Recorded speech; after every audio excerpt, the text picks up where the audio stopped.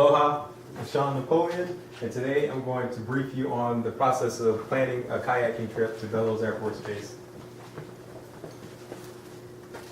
All right, so imagine, if you will, that it's Saturday morning, you wake up, and you think to yourself, this would be a perfect day to go out kayaking, and then you realize that you don't even know how to kayak.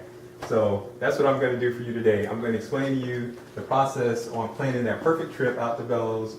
You'll see that it's easy, and in no time, you'll be out on the water. So there's some things you need to do before you leave the house. First, I would recommend that you call Bellows and either confirm or reserve the kayak. It's not required, but highly suggested. It won't be cool if you get in your car and you drive out there and you find out that they have no kayaks for you to rent. Then you need to decide what you're going to eat, whether you're going to eat on site or whether you're going to pack a lunch. And then after that, you pack your bags. You want to make sure you have, obviously, a towel, change of clothes, and then a chair. I would highly recommend, just so that if nothing else, if you get tired, you sit down, but I like to use it just to put my gear on so it's not sitting in the sand. Then after that, you're ready to load up your car and then head out to Bellows. All right, so once you're there, obviously you want to unload the car. I would recommend that you leave anything that you don't need for the actual kayaking experience. That way, when you're out in the water, you're not having to look back at the beach concerned that somebody's going to walk off with your stuff. Once you get your stuff out of the car, then you want to go ahead and check in. The person at the desk will ask you for your ID. They will ask you for $20. It is $20 per hour per kayak, and then they will give you some paperwork, and that paperwork will basically tell you that if you do anything stupid, it's your fault, and if you die, it's your fault, and that you need to make sure that you clean up any gear that you rent from them.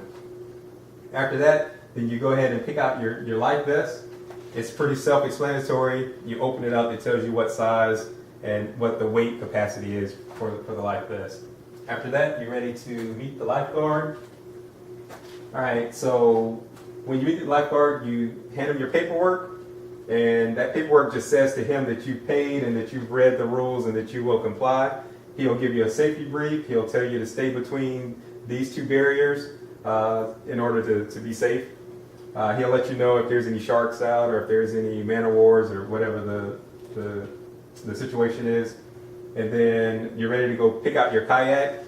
You get two options. You get a one-seater or a two-seater.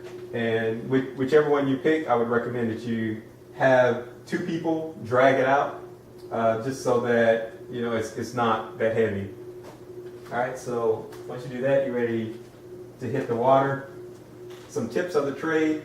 When you get there, you want to make sure you walk the kayak out to about waist deep, and that's so that you don't counter your effort trying to swim against the current while it's trying to push you back ashore.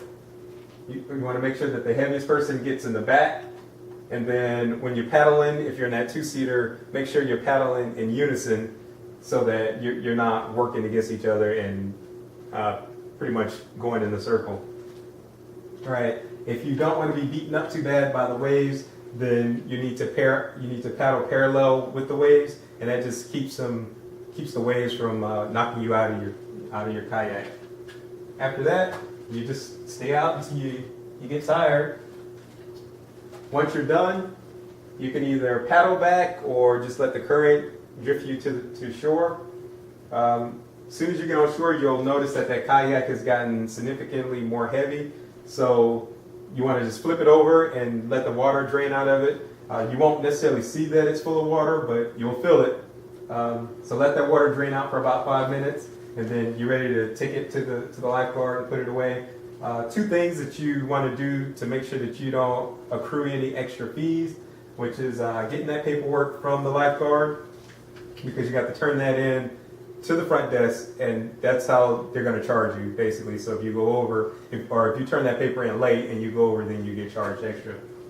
And then you want to make sure that you rinse off any gear that you checked out from them, because in that agreement you said that you would, and if you don't, they will get extra money out of you. So that is it in a nutshell.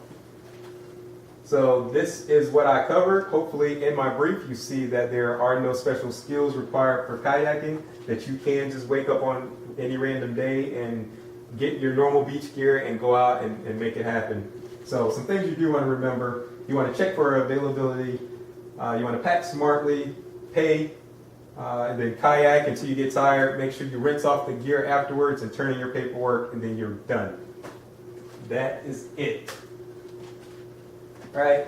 If any of you want a copy of this brief or want my easy checklist, you can go to that made-up website there and go ahead and print that out. Other than that, are there any questions? Yes, sir. I have a question. Yes, sir, Marie. Is Bellows the only place that I can partake in kayaking? No. Here in Hawaii, we're surrounded by beaches, so any beach you can check out kayaks. So you don't have to necessarily do it at Bellows. I just recommend that you do it there because it's less populated and it's the waves aren't too crazy. So it's good for the first time kayaker. Anybody else?